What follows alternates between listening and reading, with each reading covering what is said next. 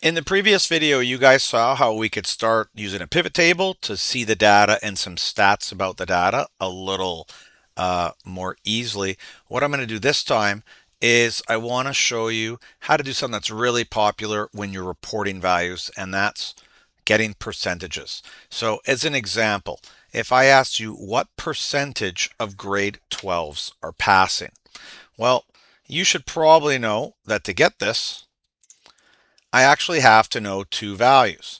The two values that I need to know, and I'm just going to write down here, is I would need to know how many grade 12s passing, and I would have to know how many grade 12s total. Excuse the typo there. Right? And if you know how many you're passing divided by how many total, then you should be able to calculate the percentage of grade 12's passing. This is going to be a popular theme in this unit, is finding out the percentages. So how do you do this quickly with the pivot table? There is a way to do it directly in the pivot table, but in all honesty, it is far more complicated than what I'm going to show you here. We're just going to do it a simple grade 9, 10 way here. We're just going to get the two numbers we need. So the first one we need, I already have set up here. So I've sorted by grade. I've said count the number of, or sorry, I should always do count A. Count A, the number of student IDs, and that's everybody. Well, this gives me the grade 12s in there. I don't have to filter to grade 12 only. The data is showing, it's showing, I'm happy. So the number is 107. Let's remember that, right? I think this should work. It shouldn't mess up if I type it there. I don't think.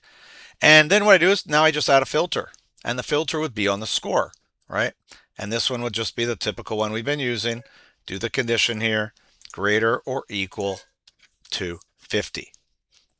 And now I see my number is 84. So 84, follow that filter. So what I have here is I have 84 divided by 107. And I could just let it do the math here.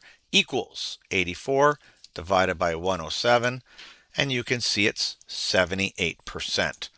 And so whenever you're asked to get a percent, it's always how many out of a certain group size, and you divide, right? So not too hard. An Excel or calculator can just do that math for you. Again, you can't get the percentages at our level of understanding this. You can't get the percentages just in one filtering session here. You actually have to start using a little bit of code. We don't want to bother going there. Okay.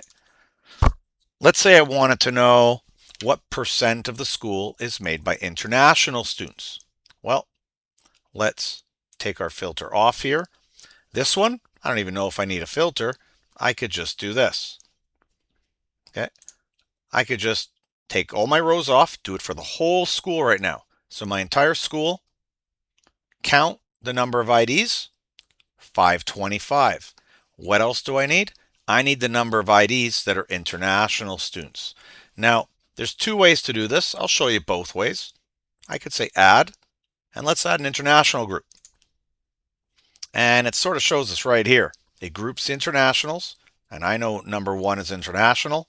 That's 92 out of 525 total. So this one was almost easier. I didn't even need a filter, right? 92 out of 525. What happens if I didn't know that? Well, 525 students, I could have added a filter. I could have said international, where it's 1. And then I get my 92 as well.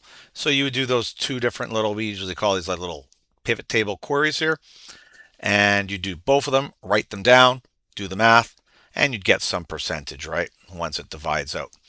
Anyways, this will be a popular idea that you'll be asked in questions. You'll say, hey, get the percentage of days that, they sold more than 100 things. And so it's a little combination of counting and doing some filters, or sometimes you can just get away with doing the grouping. It'll give you the data that you need.